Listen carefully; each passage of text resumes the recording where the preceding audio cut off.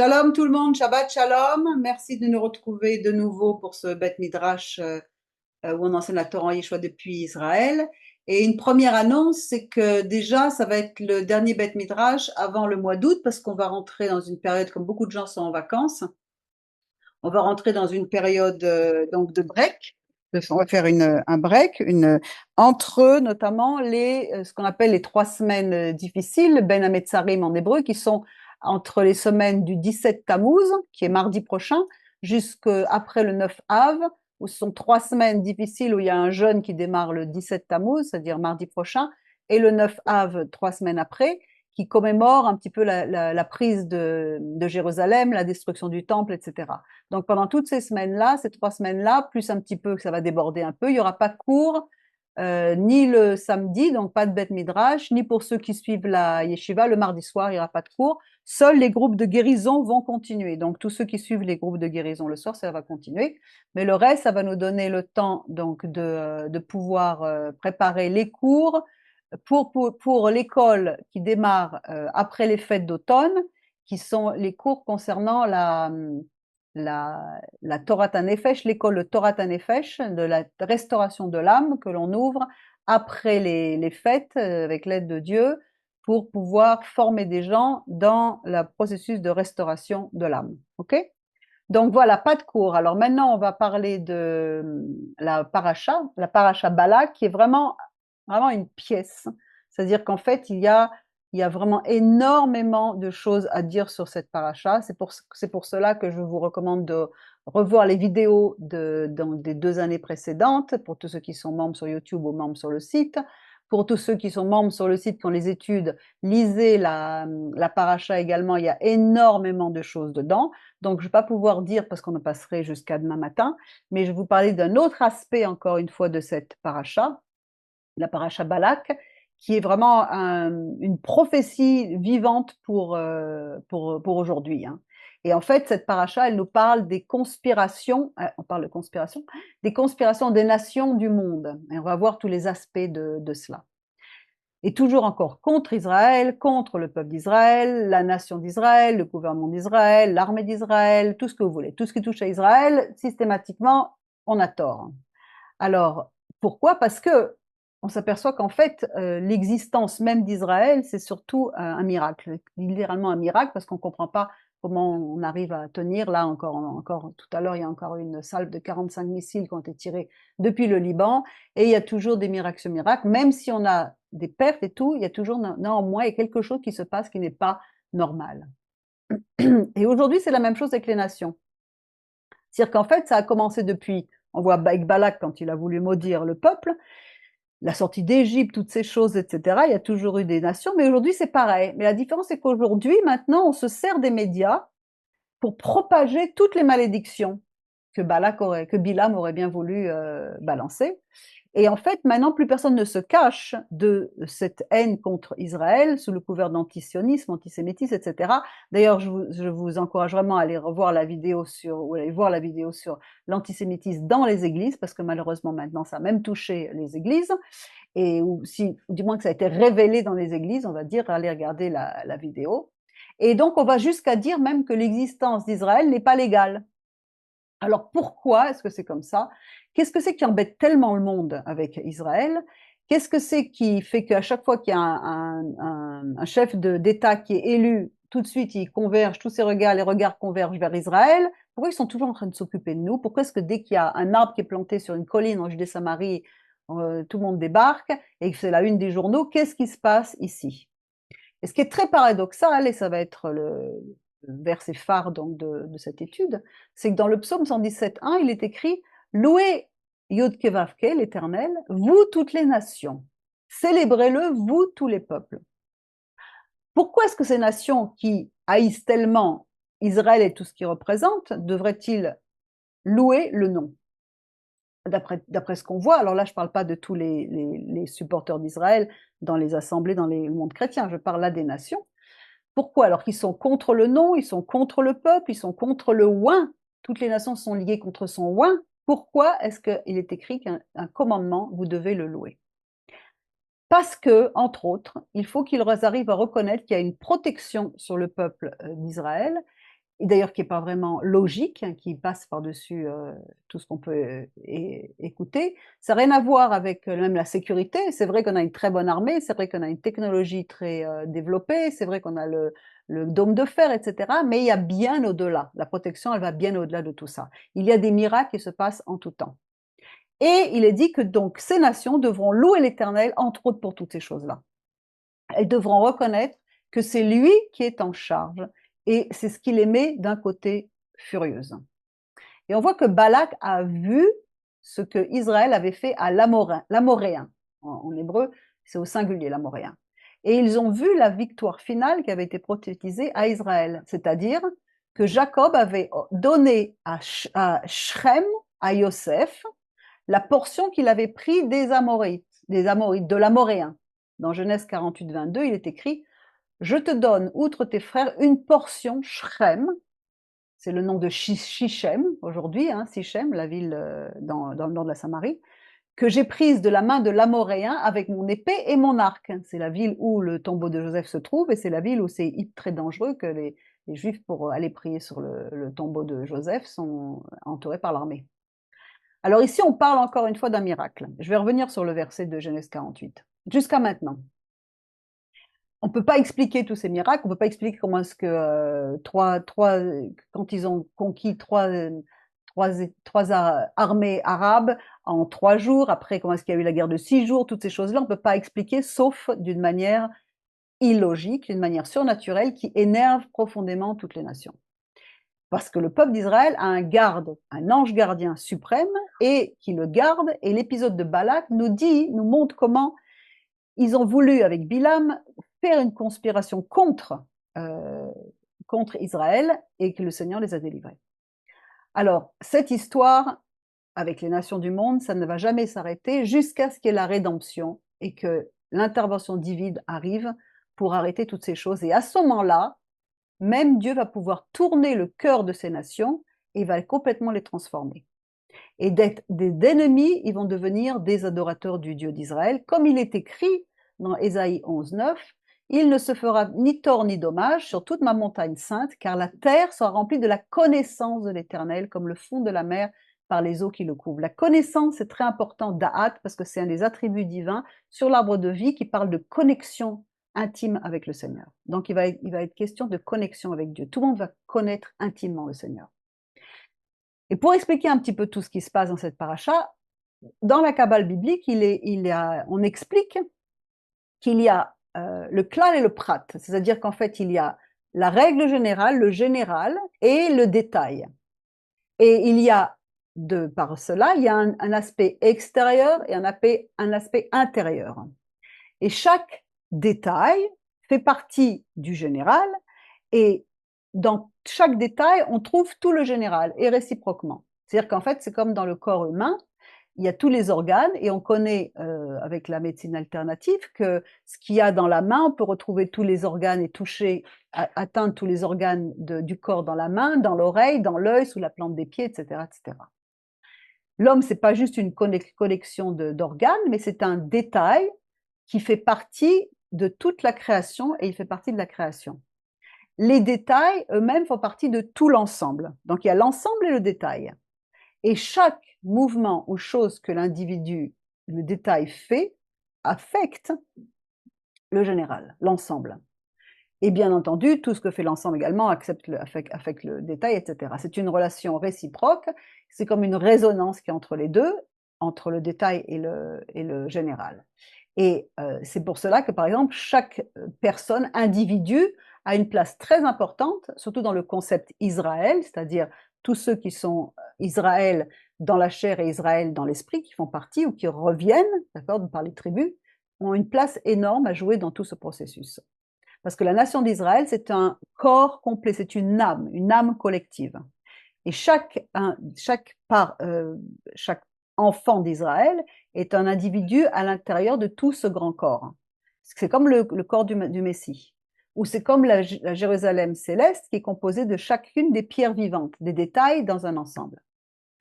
Et chaque mouvement qu'un individu fait, ça affecte tout l'ensemble. Si par exemple on dit que si quelqu'un faisait véritablement profonde tchouva en Israël, et que si on se mettait à célébrer 2 Shabbats de suite, complètement selon la halakha, etc., on dit que le Messie arriverait vite. Pourquoi? Parce qu'on déclencherait quelque chose spirituellement. On ferait descendre des lumières spirituellement. Et c'est ce que nous faisons, par exemple, rien qu'en faisant ce cours en ce moment, on est en train de faire descendre de la lumière. Alors, revenons au verset avec l'Amoréen. Dans l'histoire de l'Amoréen, il n'y a aucune trace de ça dans la Bible. Cette bataille entre l'Amoréen et Yaakov. Et par contre, dans le judaïsme, l'Amoréen symbolise les forces du mal. Dans Genèse 15-16, il est dit « À la 4e génération, ils reviendront ici, car l'iniquité des Amoréens n'est pas encore à son comble. » Ensuite, le mot Sichem, Sichem qui est le nom d'une ville, mais qui est également une portion, Shrem, eh bien, il apparaît que c'est celle du Messie. Pourquoi? Parce et dans toutes les parachutes de Genèse et tout, comme on l'étudie, hein, dans toutes ces parachutes, on voit que Yosef, c'est l'image du Mashiach. Une des significations du nom Shrem, ça veut dire épaule. Comme on voit dans le verset d'Ésaïe 9,6, car un enfant nous est né, un fils nous est donné, et la domination reposera sur son épaule, al-shirmo, Shrem, c'est la même chose. On l'appellera admirable conseiller, Dieu puissant, Père éternel, prince de la paix. Donc là, on comprend qu'on commence à toucher, à voir qu'en fait, tout ce qu'on touche au monde spirituel et qu'il est question du Messie et de son retour, de sa venue. Alors, on va parler, à propos de tout ça, on va parler à propos des âmes, d'accord? On va se centrer sur ce qui se passe au niveau spirituel, pas uniquement le physique, parce qu'effectivement, le monde, c'est le monde physique, c'est le monde malchut dans lequel nous sommes, d'accord, ici. Mais ce qu'on veut, c'est voir qu'est-ce qui se passe dans les lieux hauts. Et la bataille est spirituelle, et Balak et Bilam le savent très bien. Je te donne, outre tes frais, une portion shrem que j'ai prise de la main de l'Amoréen avec mon épée et mon arc. Qu'est-ce que c'est que l'épée et l'arc? Ça représente la Torah et la prière, qui atteignent le trône de gloire. C'est-à-dire qu'il est question de foi, de croyance, de prière, de consécration à l'Éternel. C'est ça, Israël. C'est la consécration à l'Éternel. Alors Rachid nous donne différentes interprétations. Il dit de la main d'Ésaü, qui a agi d'après les œuvres des Amoris, de l'Amoréen, c'est-à-dire celui qui est le peuple qui représente le mal. Une autre explanation nous dit que Ésaïe a capturé son père, séduisait son père par les mots de sa bouche. Imri, Amori, c'est la même chose. D'ailleurs, regardez à ce sujet la vidéo sur Yom Kippour, Babylone ou Jérusalem pour comprendre un peu ce qui se passe un petit peu. Dieu est en train de faire sortir tout son peuple de toutes les fausses doctrines qui ont interdit l'étude de la Torah pendant 2000 ans. Et en fait, l'épée et l'arc, ça représente la sagesse et la prière. Et cette arme de la justice, c'est le commandement et c'est également toutes les bonnes actions qui en découlent. C'est pour ça qu'on voit par exemple dans Éphésiens 6,17, ils font référence à ça. Prenez aussi le casque du salut et l'épée de l'esprit qui est la parole de Dieu. Tout est autour de la parole de Dieu et de ses degrés d'interprétation qu'on va le développer ici. Il y a une action spirituelle qui se fait quand on se tourne vers Hachem, quelque chose se passe dans le monde spirituel. Et l'histoire donc de Balak et de Bilam commence à nous montrer un petit peu ce qu'il en est avec le Messie.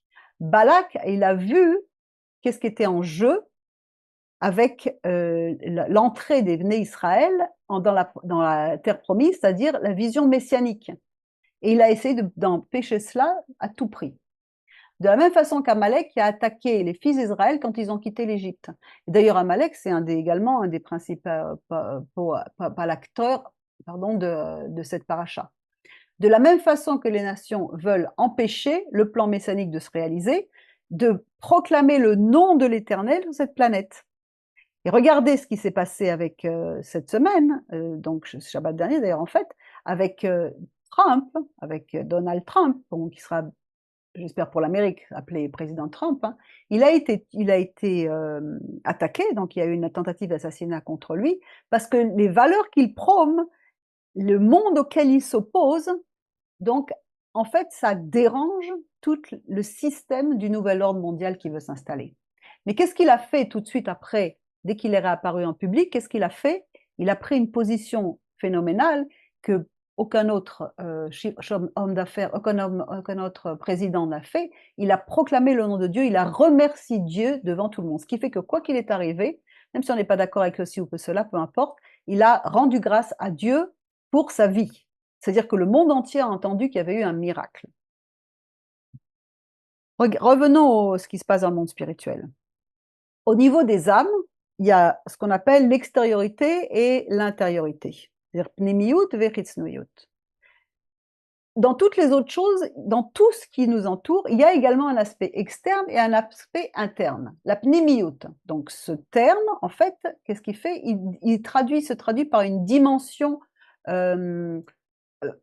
interne. C'est-à-dire qu'en fait, dans la mystique juive, ça fait référence à l'essence intérieure, ou alors ce qu'il y a en profondeur de la réalité. Il y a l'aspect extérieur, mais il y a le dedans, la profondeur. Ça représente les aspects cachés de l'existence, au-delà de tout ce qu'on peut voir de l'extérieur. Cette pnimiyut, panim, ça vient de panim, panim ça veut dire le visage reflète ce qu'il y a à l'intérieur, d'accord? Ça sort de l'intérieur vers l'extérieur. Et c'est associé à l'essence divine, à l'étincelle d'âme, c'est-à-dire nous avons 5 degrés d'âme, donc qui correspond le mot âme, qui est très mal traduit en français parce que âme ça veut dire qu'il n'y a qu'une âme, mais non, il y a qu'une âme, mais il y a plusieurs degrés de l'âme dedans, dont entre autres l'étincelle divine qui correspond à ce qu'on appelle la neshama, qui elle-même est reliée au mot neshima qui veut dire respiration, le souffle de Dieu, et qui se trouve dans chacun d'entre nous. Et ça reprend également les significations, les intentions profondes qui se cachent derrière les actions et les phénomènes extérieurs. Donc en fait, ça souligne une importance de qui nous sommes et du lien que nous avons avec le divin. Parce que cette neshama, elle est directement liée à l'éternel par la neshima, la respiration.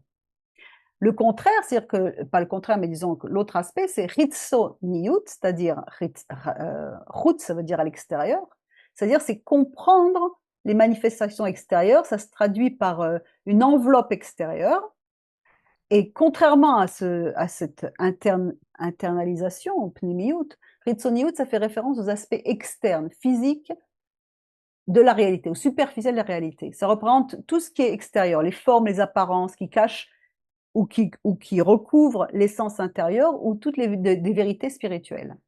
Donc cette Ritsoniout, ça englobe le monde matériel, les corps physiques, tout ce qui se passe à l'extérieur.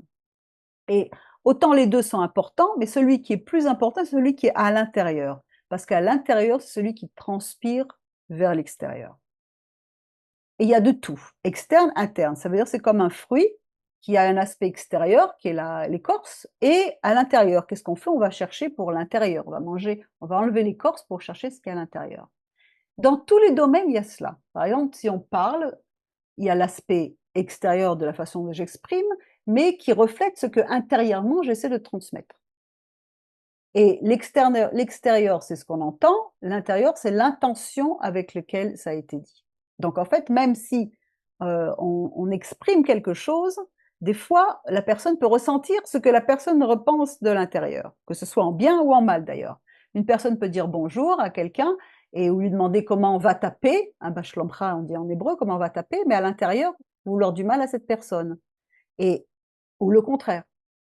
Ce qui fait que l'externe, l'intérieur et l'extérieur ne sont pas toujours égaux, mais c'est toujours ce qu'on appelle, il y a une phase externe et interne dans chaque domaine de la vie, et entre autres dans ce qui nous concerne ici, ce qui est appelé externe, extérieur, ce sont les nations, ce qui est appelé intérieur, c'est Israël.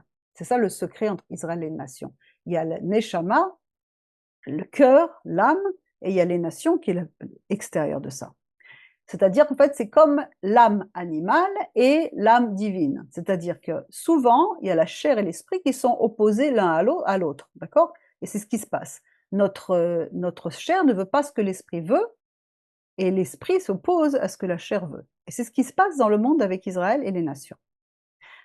Quand il est écrit dans le Zohar, mais on verra qu'il y a d'autres aspects à ça. Quand il est écrit dans le Zohar que tout ce qui concerne les nations, toute l'abondance qui coule vers eux des bontés de Dieu, comment est-ce que ça se passe? Dieu a prévu que ça se passait à travers Israël. Il les distribue à travers Israël.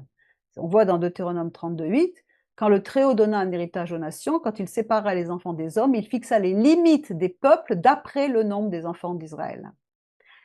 C'est-à-dire qu'en fait, même à l'époque du Temple, on dit que à l'époque du Temple, ou même de Jérusalem aujourd'hui, on dit que toutes les bénédictions d'en haut passent déjà par, à l'époque, le Temple, maintenant Jérusalem, et vont vers les nations. C'est le chemin que Dieu a prévu, de l'intériorité vers l'extériorité.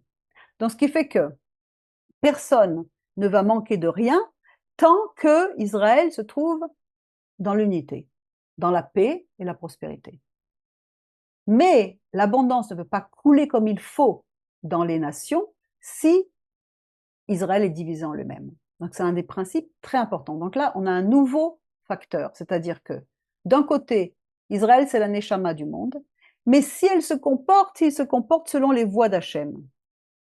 Sa neshama, elle peut seulement briller sur le monde et transmettre les bénédictions de Dieu s'il se comporte d'après les voies d'Hachem. C'est pour cela que Bilam va tout faire pour faire chuter Israël et le faire se corrompre avec des prostituées et des prostitutions spirituelles également. C'est la même chose. Alors c'est pas blanc et noir, il y a beaucoup de gens qui marchent après les commandements de Dieu en Israël, comme il y en a dans le monde, mais c'est le principe.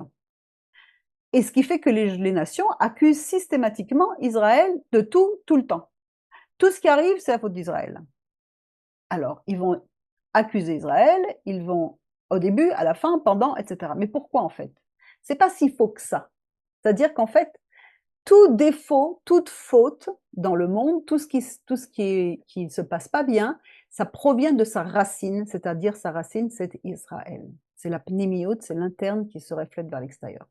Parce qu'Israël est appelé le nombril du monde, c'est appelé le cœur du monde, et comme le cœur, c'est celui qui est responsable pour beaucoup de fonctionnement dans le corps, si Israël ne sait pas exactement comment faire ou sert mal l'Éternel, etc., automatiquement les organes du corps vont en ressentir.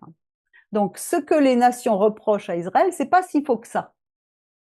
On va même jusqu'à dire que même toutes les catastrophes naturelles, c'est à cause d'Israël, dans l'esprit. L'antisémitisme, il provient du fait qu'Israël, qui est la partie intérieure, ne donne pas non plus à toutes les branches ce qu'elles devraient recevoir. Israël n'a pas encore pris son rôle. Il y a 70 nations, 70 ministres qui sont sur chacune des 70 nations, qui attendent les bénédictions à travers Israël et qui opposent Israël depuis même la sortie d'Égypte. Les choses n'ont pas changé parce que la flèche veut toujours dominer sur l'esprit. Donc il y a deux facteurs ici. Il y a Israël qui a besoin de faire ce qui est correct pour que les nations puissent avoir leur part de bénédiction, et également les nations qui doivent reconnaître le miracle qui est devant leurs yeux à travers Israël, donc bénir Hachem pour ce qu'il a fait. Il faut qu'ils bénissent Hachem. Parce que les gens ont besoin de comprendre quelles sont les connexions. Il faut comprendre que si jamais on mange et qu'on a d'un seul coup une éruption de boutons, c'est parce qu'il y a un lien entre les deux. Donc il y a des connexions qui se trouvent entre tout le monde. Et même entre Israël et les nations. Et ensuite, ils vont comprendre qu'il va falloir qu'ils marchent dans les œuvres de Dieu, dans les plans de Dieu, etc. Alors les nations du monde, c'est extérieur, Israël, c'est intérieur, et c'est dans toutes les couches de tout comme cela. Il y a toujours un aspect extérieur, un aspect intérieur. Dans le peuple d'Israël, il y a également un aspect extérieur et un aspect intérieur. Il y a ceux qui sont religieux qui pratiquent, c'est l'aspect intérieur, et ceux qui ne pratiquent pas et qui sont même opposés à l'État d'Israël, c'est extérieur. Dans le monde religieux, il y a également un aspect intérieur, un aspect extérieur. Dans le monde extérieur, il y a ceux qui vont utiliser que la Torah écrite et interdire également, comme il y a eu beaucoup de rabbins qui ont interdit la lecture de l'apprentissage de la Kabbale biblique aux étudiants, et il y a ceux qui sont le cœur et la neshama de cette même parole, qui eux utilisent et étudient le 4e degré d'interprétation de la Torah, qui est la Kabbale biblique avec le Zohar. Donc en fait, l'aspect extérieur représente l'âme animale, le nefesh, et le corps, alors que l'aspect intérieur représente la neshama, l'étincelle divine.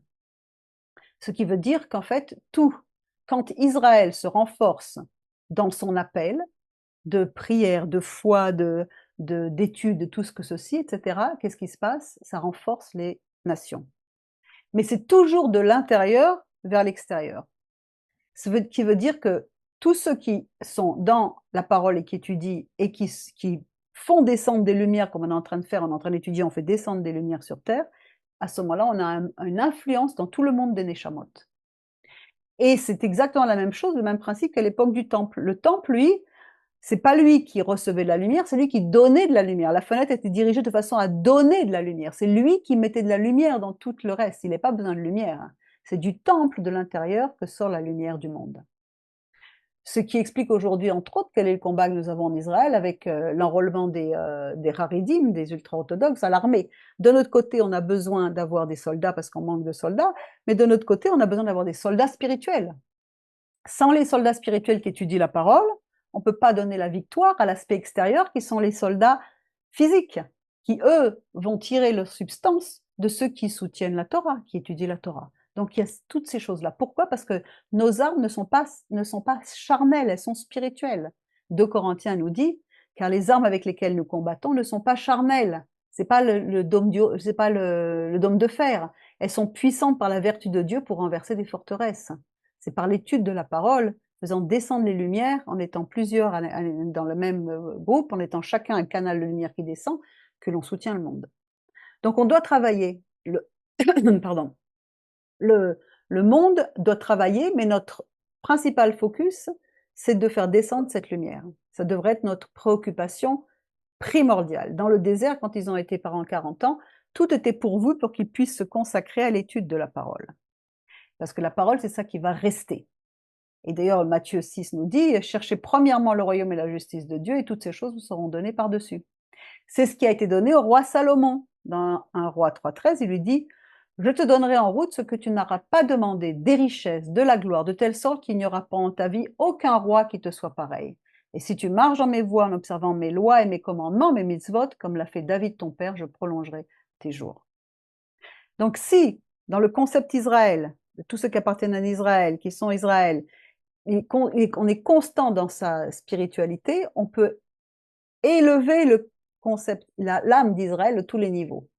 Mais si, par exemple, on ne donne pas assez de temps à étudier les profondeurs de la Torah, qui est la neshama de la Torah, le cœur de la Torah, l'intériorité de la Torah, à ce moment-là, qu'est-ce qu'on fait? On fait augmenter le pouvoir des nations, le pouvoir de l'extériorité sur l'intériorité. Et le problème, c'est que justement, les nations, c'est ce qu'elles veulent faire. La chair veut toujours dominer sur l'esprit. Mais d'un autre côté, elles reprochent inconsciemment à Israël de ne pas faire son travail.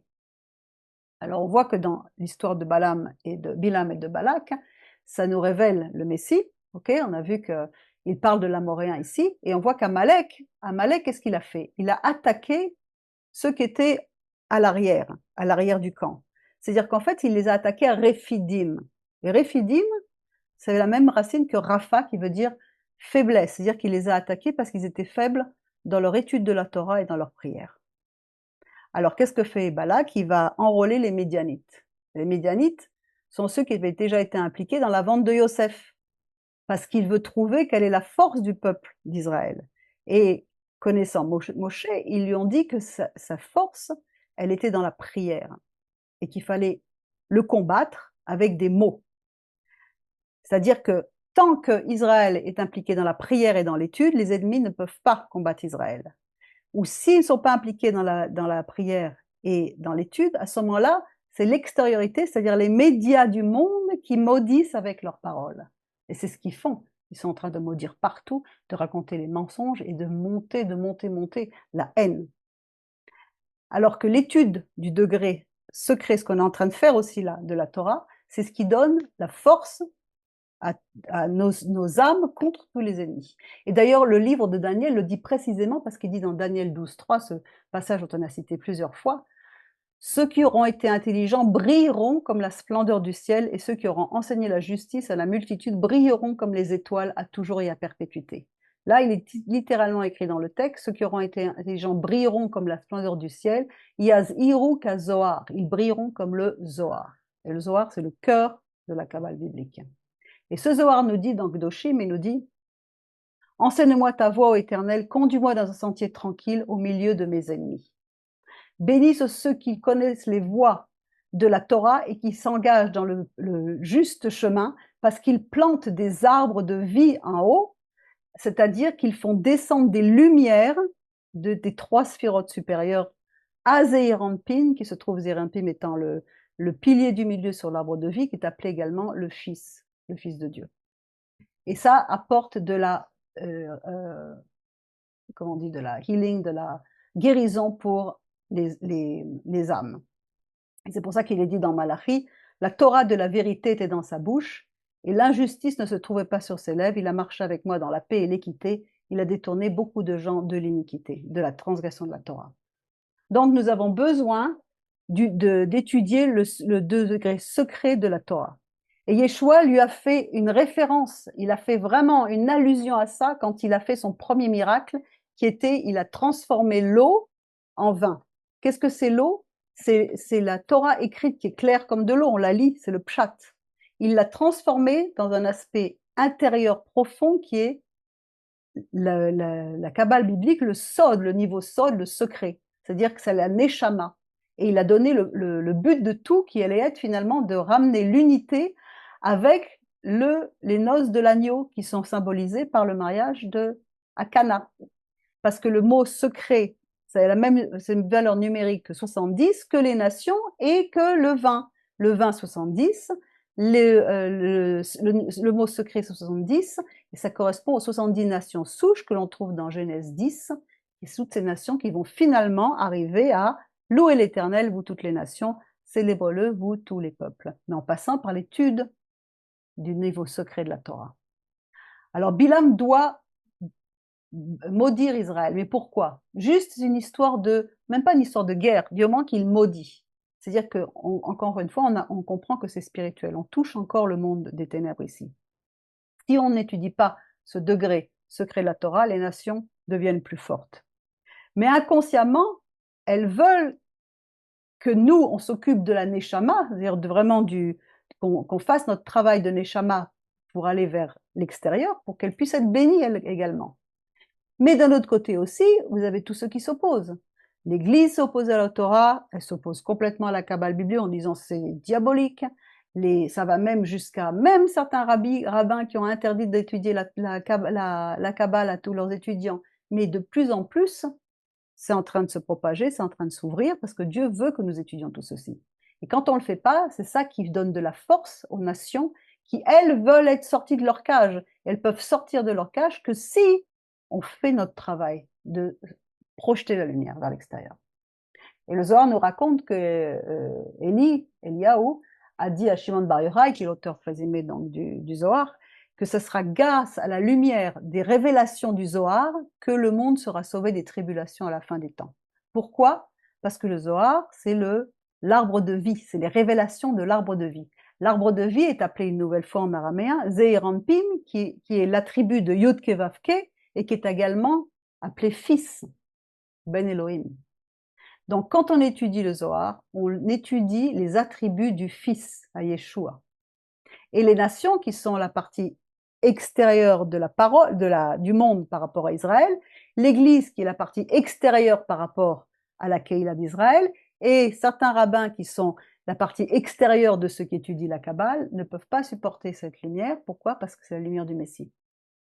Alors, malgré qu'on dit avoir la lumière du Messie, quand on nie une partie de là, on nie une partie du Messie. Quand on n'est pas engagé dans les 4 degrés de la Torah, on donne de la force à ces nations qui peuvent maudire à ce moment-là, comme Bilam. L'aspect donc extérieur, donc le corps. Donc c'est le corps et sa corruption qui prennent la force sur la Neshama. Et regardez ce qui se passe aujourd'hui, tout est complètement, il n'y a plus de valeur, il n'y a plus rien. Plus rien du tout, on a donné de la force à ça. Alors Hachem est en train de restaurer ça. Non seulement il a restauré la Torah au sein de son corps, il y a beaucoup de gens qui se mettent à revenir à la Torah, mais maintenant il restaure également le secret de la Torah, c'est-à-dire l'aspect secret, c'est-à-dire la Kabbale biblique et le Zohar. C'est pour ça qu'il y a tellement d'enseignements qui sont répandus partout aujourd'hui. C'est une œuvre de Dieu, c'est pas diabolique. C'est une bataille spirituelle, et les deux sorciers, Balak et Bilam, se mettent ensemble pour pouvoir empêcher la venue, la réalisation de tout le plan messianique qui se passe en plusieurs phases, dont entre autres avec les deux Messies, nous savons qu'il n'y en a qu'un, mais ce sont deux révélations du Messie. Yosef, qui est appelé le Messie ben Yosef, qui est venu pour mourir et rassembler les 12 tribus, et David, le Messie ben David, c'est-à-dire Yeshua, qui va rassembler les 12 tribus et assurer une victoire éternelle contre les ennemis. Tout ça s'est développé en long, en large dans les études, c'est tout le but de tout le livre de Genèse, et entre autres jusqu'à la fin d'ailleurs. Et donc vraiment, vraiment, inscrivez-vous pour étudier tout ça. Vous ne pouvez pas ne pas étudier maintenant. On a des révélations extraordinaires que Dieu nous a données. Étudiez tout ça, vous allez vraiment être bénis. Et d'ailleurs, la paracha même, la paracha Balak en elle-même, c'est une pièce. Et la Haftara qui va avec cette paracha aujourd'hui, elle nous donne une indication supplémentaire. Parce que dans Michée 5.1, et là je vous lis dans la traduction du Targum, il nous dit « Mais toi, Bethléem Ephra, tu étais trop petite pour être comptée parmi les milliers de la maison de Juda. C'est de toi que sortira devant moi le Messie qui régnera sur Israël et dont le nom a été prononcé dès les temps anciens, dès les jours de l'Antiquité. » Donc déjà, le Targum sait que cette prophétie elle est directement attribuée à Yeshua. Donc le combat qui est à propos de la révélation du nom d'Hachem sur la terre, qui est depuis Abraham déjà, c'est à propos du règne du Messie. Alors les nations grondent contre sa souveraineté, et Israël, et tout ce concept d'Israël, a un rôle à jouer. Toutes les nations qui se revendiquent de la maison d'Israël à juste titre, tous ceux qui reviennent à la maison, qui reviennent à Yeshua, à la Torah, à la Kabbale biblique, pour enlever cette écorce extérieure et voir apparaître le fruit. Sinon, qu'est-ce qui se passe? L'écorce se renforce et il y a de la confusion. Qu'est-ce que c'est que la confusion? C'est parce que Balaam et Bilak sont deux sorciers dont leur racine vient de Amalek, qui est la racine de la confusion. On l'a déjà dit dans la vidéo l'année dernière aussi, si vous enlevez les lettres Am de Bilam et les lettres Lak de Balak, qu'est-ce qu'il nous reste? Il nous reste Babel, la confusion. Babylone, la confusion. Confusion dans quoi? Dans tous les domaines, parce qu'aujourd'hui, toutes les valeurs de la Torah ne sont plus respectées. C'est pour ça que c'est ce qu'on voit aujourd'hui. Donc, et inconsciemment, malgré que le monde ne veut pas de Hachem, le monde reproche à Israël de ne pas faire son travail. Et Rabbi Hirsch, qui décrit le caractère de Bilam de cette façon-là, il lui dit Bilam, dans toute la complexité de son caractère, c'est un exemple du besoin de connaissance de Dieu qui doit passer à travers le canal purifiant des commandements de Dieu, c'est la Torah qui nous donne la purification, pour qu'il puisse raffiner son caractère. Bilam connaît Dieu, mais il n'a pas le courage, il ne suit pas les commandements de Dieu. Il n'a pas l'enseignement du mont Sinaï qui lui donne de se soumettre à Dieu. Bilam croit en Dieu, mais il n'est pas juif dans ce cas-là, il exprime. C'est-à-dire juif dans le sens où il n'est pas dédié à Hachem et à l'étude de sa parole avec les 4 niveaux d'interprétation de la Torah. Donc ce commandement, ça nous enseigne que connaître Dieu sans ses commandements, c'est ne pas le connaître, tout simplement. On a une idée de Dieu, on a eu une nouvelle naissance, on a eu un contact, mais on passe à côté, on n'a que la surface, on n'a pas toute la profondeur. Et il est dit que même à la fin, qu'Israël va pouvoir accomplir un tikkun général du monde entier. D'ailleurs, on le voit déjà, il y a une allusion avec Sukkot qui offre 70 taureaux pour les 70 nations du monde. On voit 70, le chiffre 70 qui revient, le 20 à Cana, le niveau secret, les 70 nations, etc., etc. Mais pendant ce temps, la haine gratuite d'Israël est ici. Et pourquoi Israël est haï comme ça? Parce qu'il y a une opposition forte à son essence. C'est une haine spirituelle qui est une haine en fait contre Dieu lui-même. Si on savait tout l'antisémitisme, les racines qu'il y a dans le monde, et même maintenant dans l'Église, c'est pour ça que regardez encore la vidéo si vous ne l'avez pas faite, sur les racines d'antisémitisme dans l'Église qu'on a fait il y a 2-3 semaines, et ce que ça veut dire exactement de ne pas quitter sa congrégation. Il n'y avait rien à voir avec ce qui a été enseigné depuis 2000 ans. Alors, tout ce qui est en haut est en bas, et il faut combattre le bon combat à sa racine. La sainteté et le mauvais côté, qu'on appelle en hébreu sitrach, l'autre côté, sont opposés dans leur essence, à leur racine.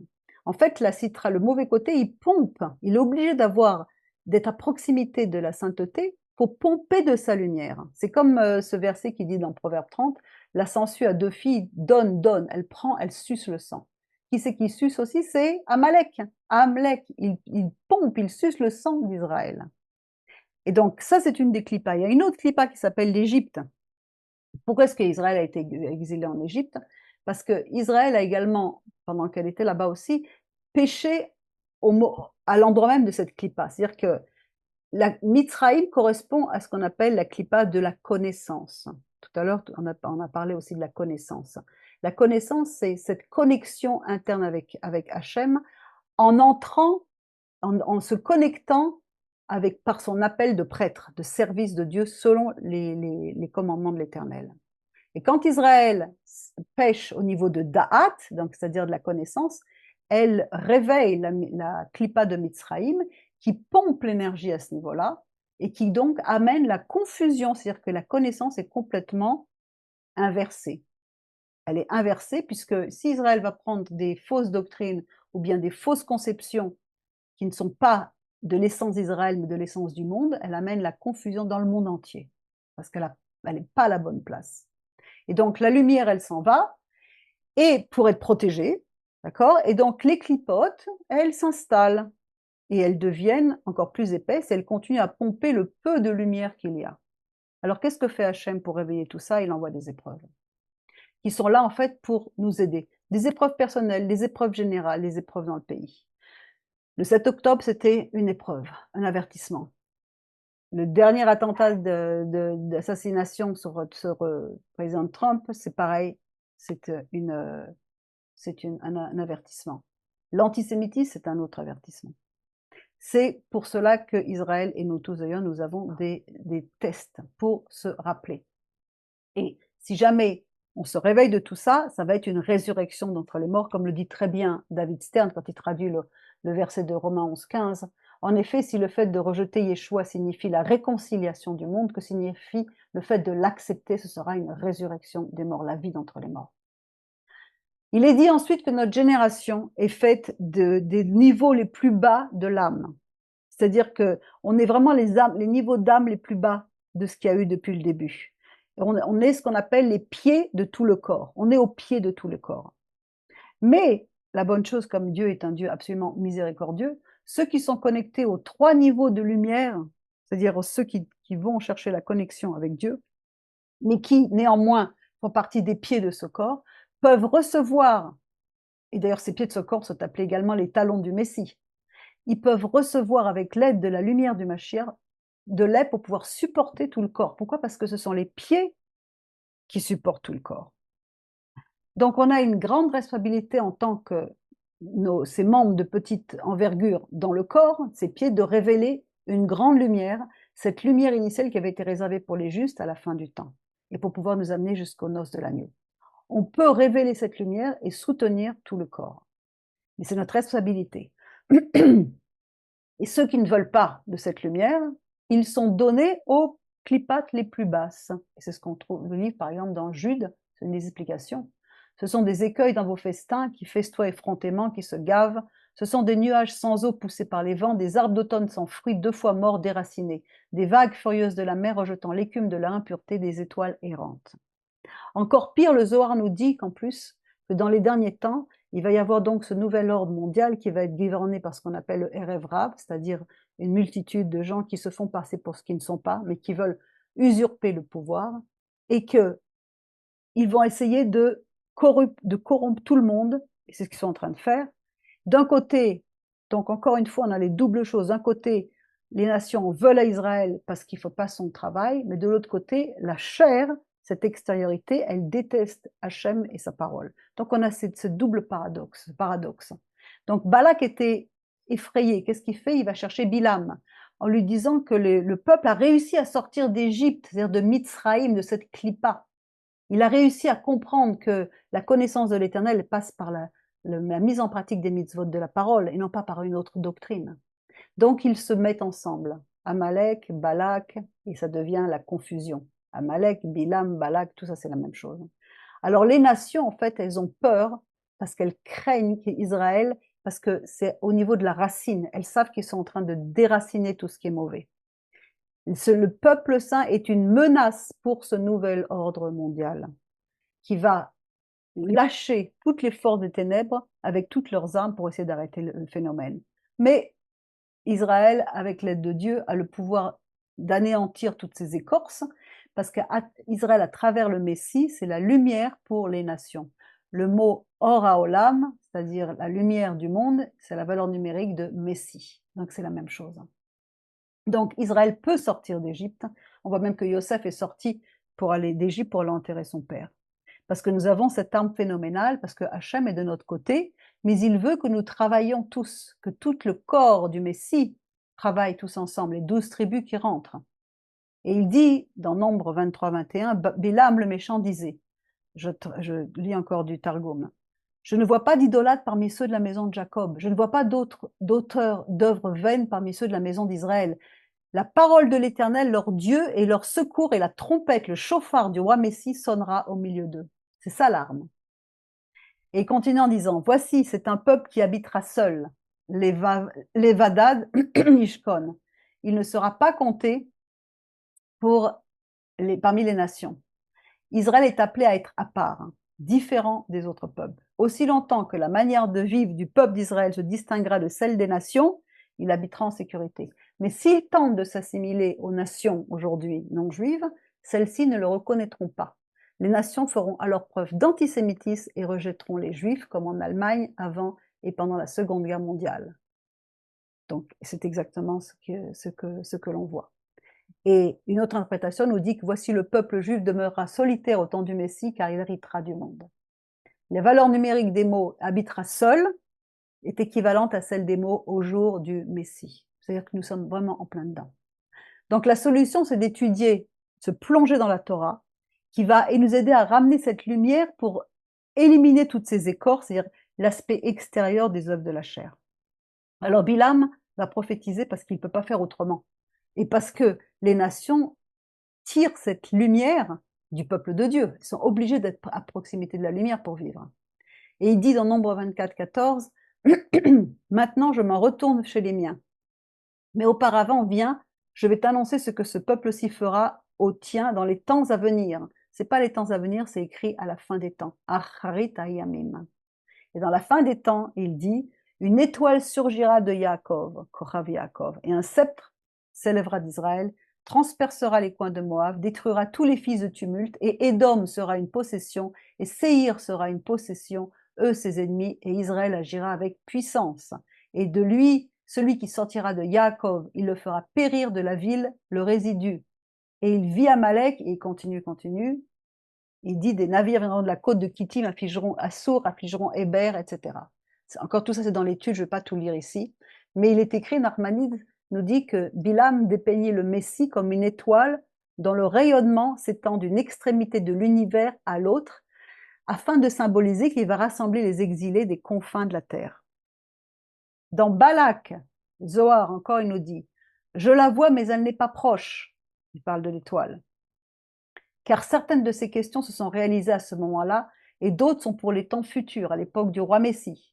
Nous avons appris que le Saint béni soit-il construira Jérusalem, présentera une étoile fixe qui scintillera avec 70 planètes. Alors, ça c'est le Zohar, c'est crypté, 70 par les nations. En mouvement, avec ces 70 vents qui diffuseront la lumière au centre du firmament. 70 autres étoiles seront instruites et guidées par elle. Elle brillera et s'embrasera pendant 70 jours. Ce sera le temps des nations. Et on peut que s'émerveiller de voir ce que le Zohar nous explique, parce qu'on a dans Matthieu 24 encore une allusion à cela. Car comme l'éclair part de l'Orient, de l'Est, apparaît jusqu'à l'Ouest, ainsi sera la venue du Fils de l'homme, qui va rassembler. Et Matthieu 24, 31 le confirme, 2 versets plus tard, il dit « Il enverra ses anges avec un son du chauffard, ils rassembleront ses élus des 4 vents, depuis l'un des bouts du ciel jusqu'à l'autre bout. » C'est extraordinaire comment la Brit Hadasha est imprimée du Zohar, qui à l'époque n'avait pas été écrit, mais qui était transmis oralement. Incroyable. Il aura la victoire sur les fils de tumulte, c'est-à-dire les fils de Seth, c'est-à-dire toutes les nations représentées par Gog et Magog, dont la valeur numérique est 70 encore une fois, comme le nombre des nations répertoriées dans Genèse 10. Et on voit que quand les 1000 ans seront accomplis, Satan sera délié de sa prison, il sortira pour égarer les nations qui sont aux 4 coins de la terre, Gog et Magog, pour les assembler pour le combat, eux dont le nombre est comme le sable de la mer. Ils monteront sur la largeur de la terre, ils environneront le camp des saints et la cité bien-aimée, et du feu descendu du ciel de la part de Dieu et les dévora. Alors le Messie vaincra complètement l'esprit d'Édom, comme il est écrit dans la prophétie, et la ville qui la représente, qui est le système religieux qui a empêché la Torah d'être propagée depuis 2000 ans, c'est-à-dire Rome, qui n'est pas la ville en elle-même, mais qui reprend ce que ça veut dire, qui est appelée également dans un psaume Babylone. Et le Talmud enseigne que le Messie se tiendra au pied de ce système en flammes, Rome en flammes.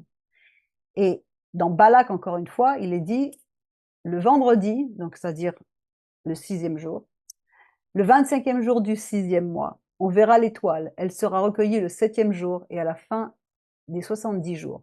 Elle sera couverte, elle ne sera pas vue. Le premier jour, elle sera vue dans la ville de Rome, et ce jour-là, 3 murs plus élevés tomberont de la ville de Rome, et le grand palais qui s'y trouve tombera. Le gouverneur de cette ville mourra, puis cette étoile se répandra et s'étendra pour être vue dans le monde entier. Pendant ce temps, de grandes et puissantes guerres s'agiteront dans le monde dans les 4 directions, et il n'y aura pas de foi parmi eux. Apocalypse 18 nous dit, et voyant la fumée de son embrasement, ils s'écrièrent, disant, quelle ville est semblable à la grande ville? Ça fait référence encore une fois aux Zohar. Donc, c'est-à-dire qu'en fait, le système occidental tel qu'il est décrit, ce système occidental qui est donc anti-Israël, anti-Torah, anti-Dieu, eh bien, il va être détruit. Donc, qu'est-ce que nous avons à faire, nous, dans tout ça? C'est que nous devons nous renforcer dans l'étude de ce qui a toujours été interdit jusqu'à présent, c'est-à-dire la Neshama de la parole, c'est-à-dire le Zohar, la Neshama du monde, c'est-à-dire Israël, apprendre tout ce qui se passe, soutenir, être du bon côté, comme on l'a vu la dernière fois, ne pas être du côté des boucs, mais du côté des brebis.